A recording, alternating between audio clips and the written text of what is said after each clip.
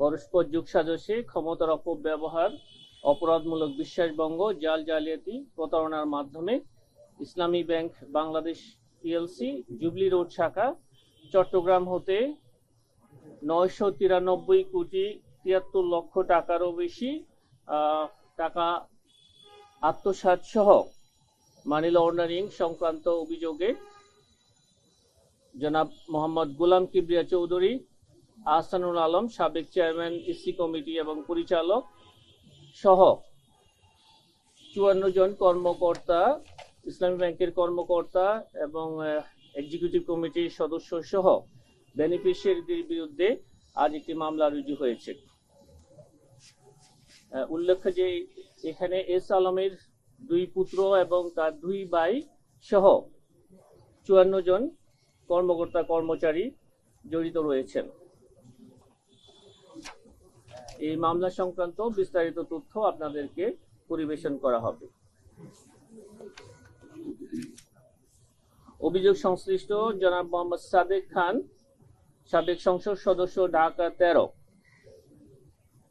সংসদ সদস্য থাকাকালীন সময়ে ক্ষমতার অপব্যবহার এবং অপরাধমূলক অসৎ আচরণের মাধ্যমে জ্ঞাত আয়ের উৎস বহির্ভূত 7 কোটি 73 লক্ষ টাকারও বেশি মূল্যের সম্পদ অর্জন এবং 29টি ব্যাংক হিসাবের মাধ্যমে 466 কোটি 47 লক্ষ 62 হাজার টাকারও বেশি মূল্যের অর্থের অস্বাভাবিক লেনদেনের অভিযোগে দুর্নীতি দমন কমিশন আইন, মানি লন্ডারিং আইন অন্যান্য সংশ্লিষ্ট ধারায় আরও একটি মামলা রুজুর সিদ্ধান্ত গৃহীত হয়েছে এবং ইতিমধ্যে মামলা রুজুর কার্যক্রম প্রক্রিয়াধীন রয়েছে। আজই মামলা রুজু হবে।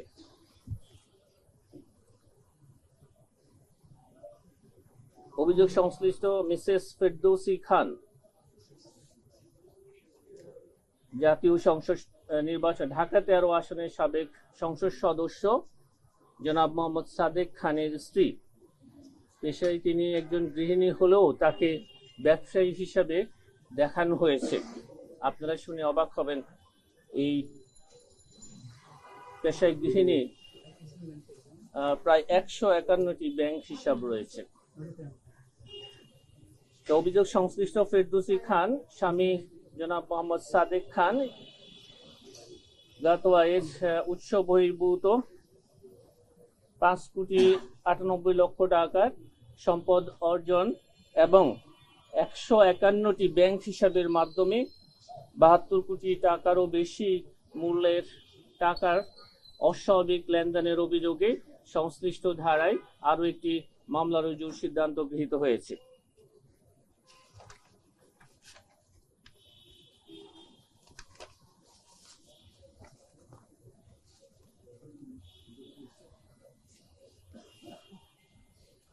অভিযোগ সংশ্লিষ্ট ফাহিম সাদেক খান, পিতা মোহাম্মদ সাদেক খান সাবেক সংসদ সদস্য, ঢাকা 13, এবং জনাব সাদেক খানের বিরুদ্ধে জ্ঞাত আয়ের উৎস বহির্ভূত সম্পদ অর্জন এবং 70টি ব্যাংক হিসাবের মাধ্যমে 36 কোটি টাকারও বেশি অস্বাভাবিক লেনদেন সহ মানি লন্ডারিং সংক্রান্ত অপরাধের দায়ে আরও একটি মামলা রুজুর সিদ্ধান্ত গৃহীত হয়েছে।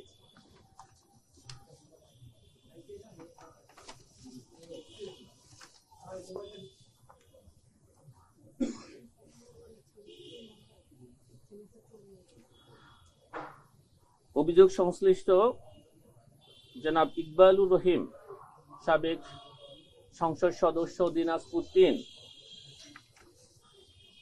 সংসদ সদস্য থাকাকালীন সময়ে ক্ষমতার অপব্যবহার, চাঁদাবাজি, টেন্ডারবাজি, বিভিন্ন অনিয়ম ও দুর্নীতির মাধ্যমে জ্ঞাত আয়ের উৎস বহির্ভূত 12 কোটি টাকারও বেশি মূল্যের সম্পদ অসাধু উপায়ে অর্জন এবং নিজ ও বিভিন্ন প্রতিষ্ঠানের নামে 24টি ব্যাংক হিসাবের মাধ্যমে প্রায় 35 কোটি টাকা হস্তান্তর, স্থানান্তর, রূপান্তরের মাধ্যমে অপরাধ করায় সংশ্লিষ্ট আইন অনুযায়ী তার বিরুদ্ধে একটি মামলা রুজুর সিদ্ধান্ত গৃহীত হয়েছে।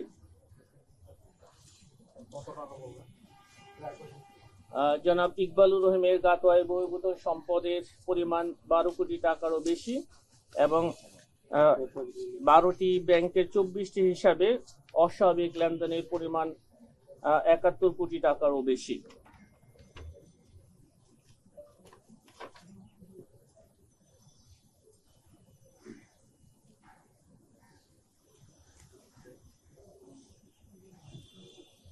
জনাব নাদিরা সুলতানা, স্বামী জনাব ইকবালুর রহিম, তার স্ত্রীর স্বামীর ক্ষমতা অপব্যবহার পূর্বক পরস্পর যোগ সাজসে গাতোয়ায় বহির্ভূত 74 লক্ষ টাকারও বেশি মূল্যের সম্পদ অর্জনের অপরাধে জনাব নাদিরা সুলতানার বিরুদ্ধে দুর্নীতি দমন কমিশন আইন 2004-এর 27 এবং দণ্ডবিধি 109 ধারায় উভয়ের বিরুদ্ধে আরো একটি মামলা রুজুর সিদ্ধান্ত গৃহীত হয়েছে।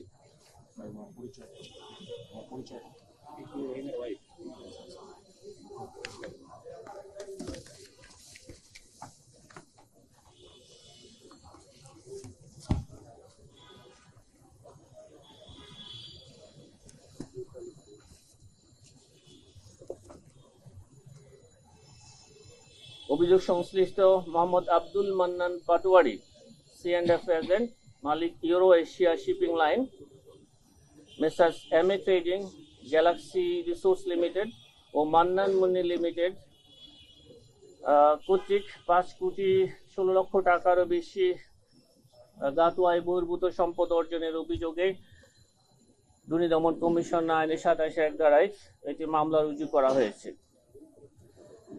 এই আব্দুল মান্নান পাটোয়ারি হচ্ছেন শিক্ষামন্ত্রী মহিবুল হাসান চৌধুরীর সাথে সম্পৃক্ত ছিলেন।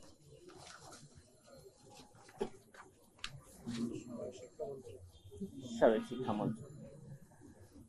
অভিযোগ সংশ্লিষ্ট মোসাম্মেদ শিউলি আক্তার, স্বামী মোহাম্মদ আব্দুল মান্নান পাটোয়ারির বিরুদ্ধে গাতোয়ায় বহির্ভূত 8 কোটি 89 লক্ষ টাকারও বেশি মূল্যের সম্পদ অর্জনের অভিযোগে তার বিরুদ্ধেও একটি মামলা রুজুর সিদ্ধান্ত গৃহীত হয়েছে।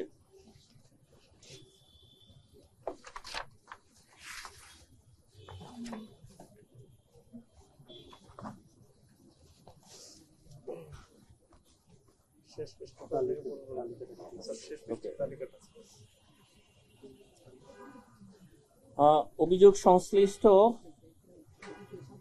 অধ্যাপক প্রকৌশলী মোহাম্মদ হাবিবুর রহমান, সাবেক চেয়ারম্যান, ঢাকা পানি সরবরাহ ও নিষ্কাশন কর্তৃপক্ষ ওয়াসা,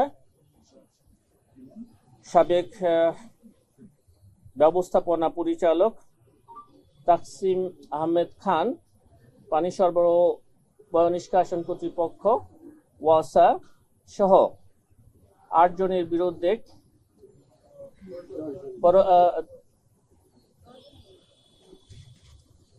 10 জনের বিরুদ্ধে পরস্পর যোগসাজশে অসৎ উদ্দেশ্যে ব্যক্তি স্বার্থে আর্থিকভাবে লাভবান হওয়ার উদ্দেশ্যে ওয়াসার নিয়োগ সংক্রান্ত আইন ও প্রচলিত বিধিবিধান অনুসরণ না করে নিয়োগ প্রদানের অভিযোগে সাবেক ব্যবস্থাপনা পরিচালক তাসলিম আহমেদ খান সহ অন্যান্যদের বিরুদ্ধে একটি মামলা রুজুর সিদ্ধান্ত গৃহীত হয়েছে। ইতিমধ্যে এই মামলাটি রুজু হয়েছে। নিয়োগ সংক্রান্ত দুর্নীতি অভিযোগে। আপনাদের অনেক ধন্যবাদ।